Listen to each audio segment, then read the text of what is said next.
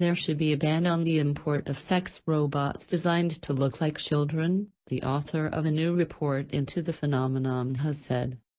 Professor Noel Sharkey said that society as a whole needed to consider the impact of all types of sex robots. Its Foundation for Responsible Robotics has conducted a consultation on the issue. Only a handful of companies were currently making sex robots, said Professor Sharkey. But, he added, the upcoming robot revolution could change that. The report, Our Sexual Future with Robots, was written to focus attention on an issue barely discussed at the moment, he said. The report acknowledged that finding out how many people actually own such robots was difficult because the companies that made them did not release the numbers. But, said Professor Sharkey, it was time society woke up to a possible future where humans and robots had sex. We do need policymakers to look at it and the general public to decide what is acceptable and permissible, he said. We need to think as a society what we want to do about it. I don't know the answers, I am just asking the questions. Companies making sex robots include Android Love Doll, SexBot, and True Companion. Most have previously made realistic, silicone-skinned sex dolls and are now considering or starting to ship dolls that can move and speak. The most advanced of these is San Diego-based Abyss Creations, which ships a product known as Real Doll and is due to release a sex doll with artificial intelligence later this year. Called Harmony, the robot moves its head and eyes and speaks via a tablet-enabled app. The company has already released the app, which allows users to program moods and voices for an existing doll.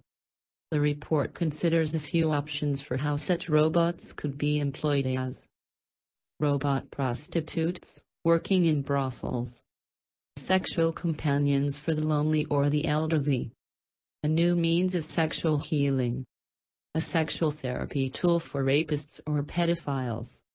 The last of these was the most problematic, said Professor Sharkey.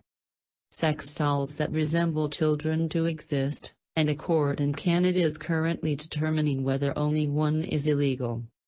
Newfoundland resident Kenneth Harrison ordered a doll from a Japanese business called Harumi Designs. The company is on a Canadian watch list, and the doll was intercepted at the airport. Mr. Harrison was charged with possessing child pornography but has pleaded not guilty. In Asia, there are already brothels that use adult sex dolls. And there are reports that a doll maker operated one in Barcelona, although this has not been verified. Dr. Kathleen Richardson, a robot ethicist at Montfort University, agreed with the report authors that child sex robots should be banned but stopped short of calling for a ban on all such sex dolls. The real problem here is not the dolls but the commercial sex trade. Sex robots are just another type of pornography, she said. She believes such robots would inevitably increase social isolation. She also criticizes the report for which she said is a failure to address the issue of gender. Why does the report have a picture of a male robot on the cover when we know that the doll market, which is driving this, is mainly female dolls? It is perpetrating the idea that this is gender neutral, but the truth is that there are not many women buying such dolls. It is largely driven by men and male ideas of sexuality. Professor Sharkey said that there was currently a mismatch between what those selling such dolls wanted their customers to believe about the dolls and the reality of what they offered. The manufacturers of sex robots want to create an experience as close to a human sexual encounter as possible, he said. But robots cannot feel love, tenderness or form emotional bonds. The best that robots can do is to fake it. A sex doll that can talk. Experts debate the rise of love-droids. Call for a ban on sex robots. What is like in a sex robot factory? Human-like. Sex robots are a relatively new phenomenon and an obvious next stage for sex dolls, which have become increasingly sophisticated in recent years. Most have silicone skin, articulated metal skeletons and realistic features such as hair and eyes.